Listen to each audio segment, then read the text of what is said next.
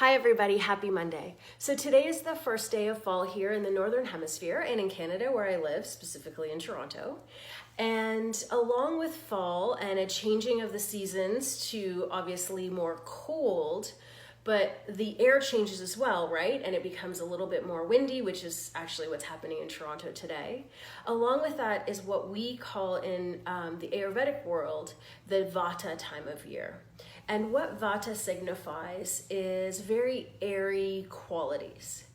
The positive parts of Vata is that it really stimulates a lot of creative energy. We get a lot of great new ideas. It's like our minds are flooded with all of these thoughts, right? Which is wonderful. But then also that when too many thoughts come in and there's a lack of grounding or clarity, we become overwhelmed. And so that would be more of the negative side of the Vata. I don't want to say necessarily negative, but that's the side that we want to focus on bringing a bit more balance to and finding some grounding energy in this time.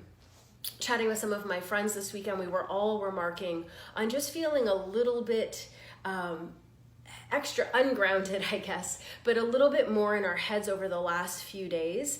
And almost like, when you go into the room and you can't remember what you've come in for, that, but more amplified.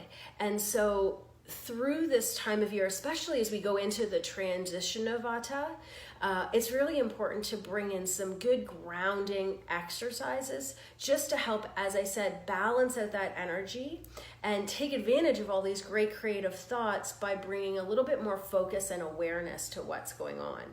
So I have a few tools that I want to share with you that help me ground my energy and help me focus, and things I'll be working with this week.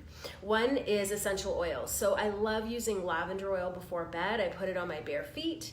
I'll put a little bit on the back of my neck, and that really helps just to bring everything down. Of course, you can use lavender oil at any point in the day.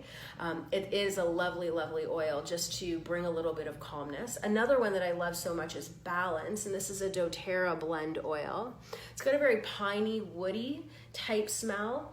This is their grounding blend, but I really love it. I love it for my first chakra-based practices, which are also based in grounding. And I'll put this on my feet, especially if I feel like I need that extra level of clarity and just kind of coming back down to earth if I feel a little bit lost in my head. So a great tool for you, and I'll throw a link down to this in my comment section so you can see what all the different oils that they put in this blend. Another thing, pranayama, breathing practices. So alternative nostril breathing is a fantastic one just to balance out energy. So I'm going to do this for a mirror image to you. So taking our index finger and pointer finger down with our right hand, we're going to close off our left nostril. Take a big breath in through our right. Close off our right nostril, exhale through our left. Inhale through our left nostril. Close our left, exhale right. And that's one cycle of breath. I would do that between 6 to 8 times. So what that breathing does is it draws that balance between sympathetic and parasympathetic systems back in. And so if we need a little elevation, it'll bring it to us, which is lovely. And if we need a little grounding, it'll bring that to us. And if we aren't quite sure, which is what often happens in Vata, it'll help us really just find that middle ground. So love that pranayama. Please share it with your students. Please use it in your personal practice this week. And then other tools, an eye pillow. If you have an eye pillow, this is a fantastic thing to use in Shavasana. What it does is the weight, and mine, this one I made myself, and it has rice and lavender, little lavender flowers inside of it. I love the rice because it's extra dense and heavy. And so when we place this over our eyes, it really connects to some of these mom pressure points around our eyes, the same pressure points we would use when we're doing tapping. And again, really creates that lovely sense of just relaxation.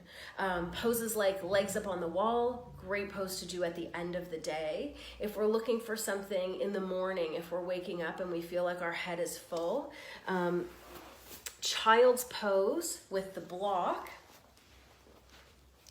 And what we're looking for is we're looking for the third eye point. So it's sort of the center point of our forehead, right in between our eyes. You know when you're holding a newborn baby and you just want to stroke their forehead with your thumb? It's essentially the same thing.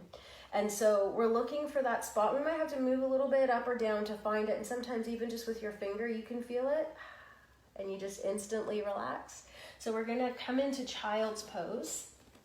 Find that spot with our forehead.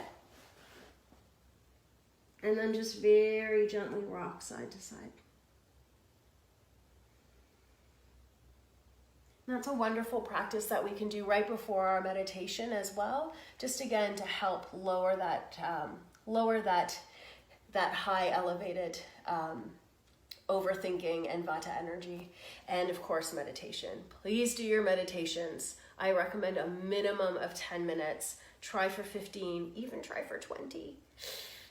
But daily meditation always helps when we are moving through seasons of change and just, again, daily concentration, clarity, focus, all of those great, wonderful things. So I hope you found some of these tips useful. I'll see you again next Monday. Cheers. Thank you so much for watching.